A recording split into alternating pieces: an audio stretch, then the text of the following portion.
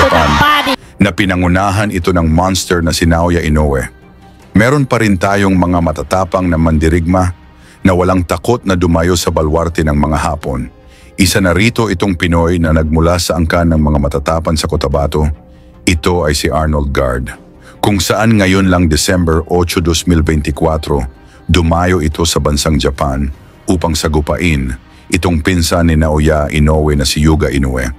Sa laban na ito, lumalabas na pang tune-up fight at pampataba lang sa record ni Inoue. Itong Pinoy, ngunit nagkamali sila na Pinoy pa ang kanilang piniling ipalapas sa kanilang pambato.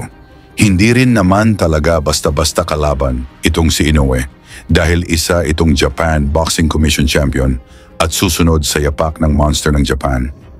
At lalo na sa balwarte pa nito, ginanap ang laban, kung saan kababayan pa nito ang referee at ang 3 judges, kaya ang chance ng ating Pinoy ay patulugin lang ang kalaban upang manalo. Halika ating panoorin kung paano pinasuko ni Garde itong si Inoue at ginulantang ang Japan.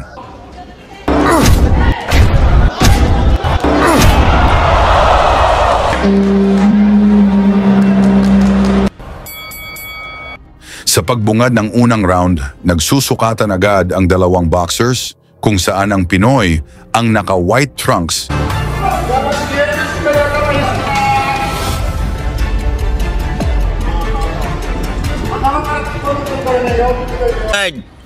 Ito sa kamata na, timing mong buwan. Berham. Baga baba yung card ba? Timing. Okay, ayan ka na.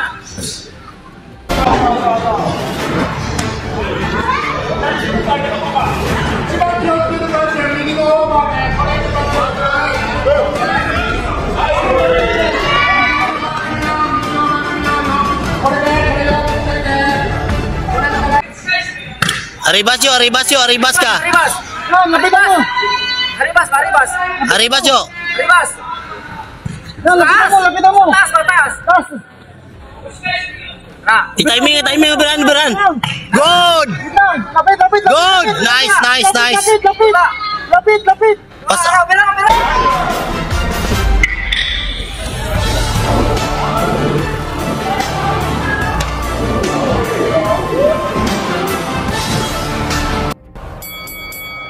Sigawan ang mga Hapon dito sa ikalawang round na nag-aabang sa pagbagsak ng Pinoy.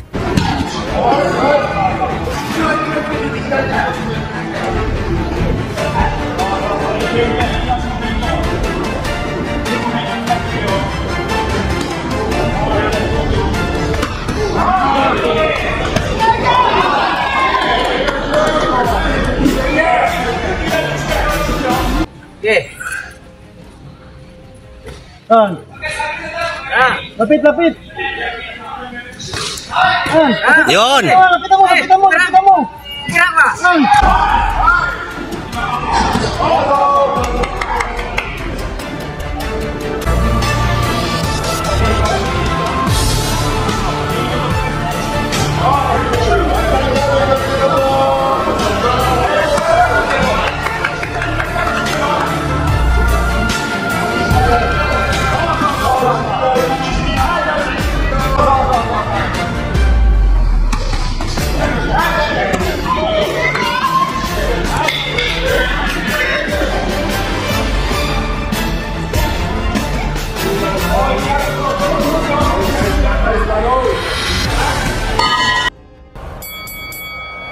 Naging mainit ang palitang suntok dito sa ikatlong round kung saan palaban talaga ang dalawang boxers.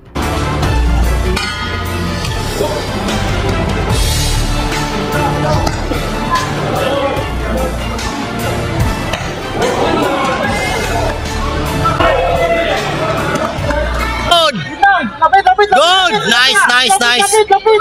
Lapit. Bilang. Pass out na jo. Taas. Lapitan mo. Taas.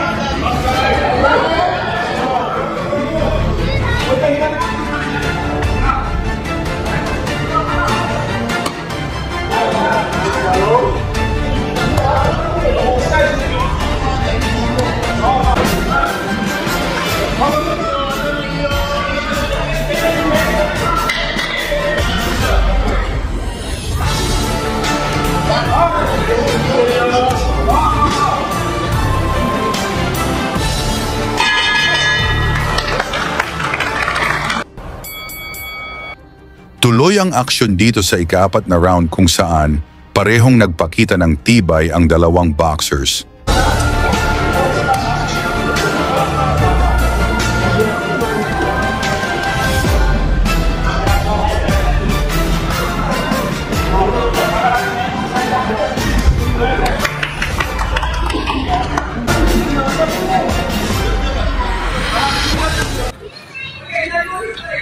Berang. Ay. Berang. Ayaw na, paisa. Kanang bikas mo kamot Jo. Sa ulo ha, timing sa ulo. Ang aribas mo yung timing.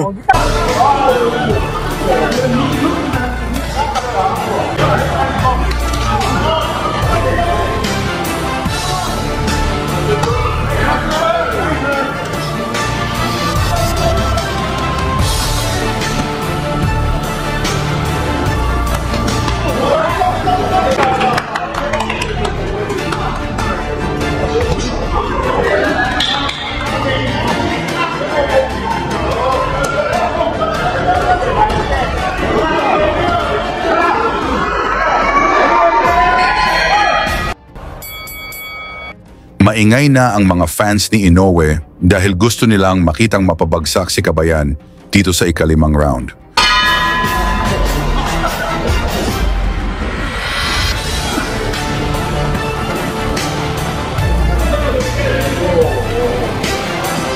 Timing aribas mo. Timing aribas mo. Timing aribas mo. Kaya lang sumbag. Kita. Nice. Lapitan mo lang. Gonta. Tis. I-timing ang aribas mo. I-timing na Jo. I-timing.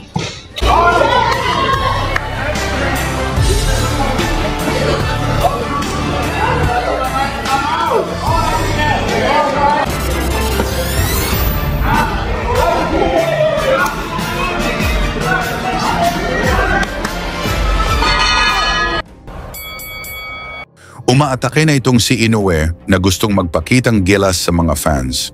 Ngunit nagpakita din ng tapang itong si Garde. Wala. Timing lang.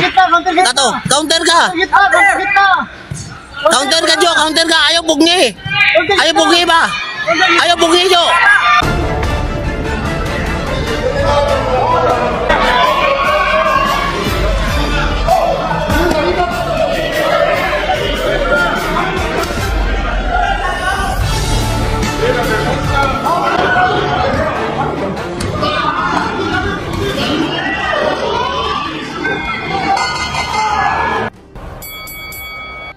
Sa ika-7 round, gusto ng pabagsakin ni Kabayan ang hapon dahil ito lang ang paraan upang manalo sa laban.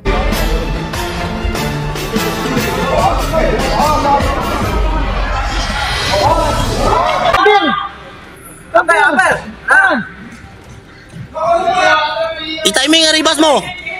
Ribas.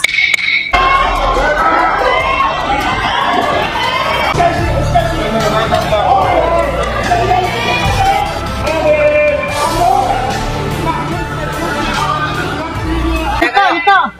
Nice. Lapitan mo lang. Gonta. Tis.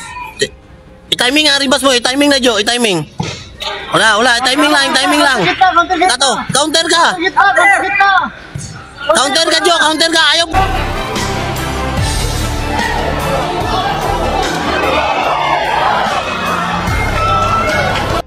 Mula sa magkasunod na kombinasyon ni Garde, napabagsak nito si Inoue. Dahil sa lakas ay hindi na ito nakatayo.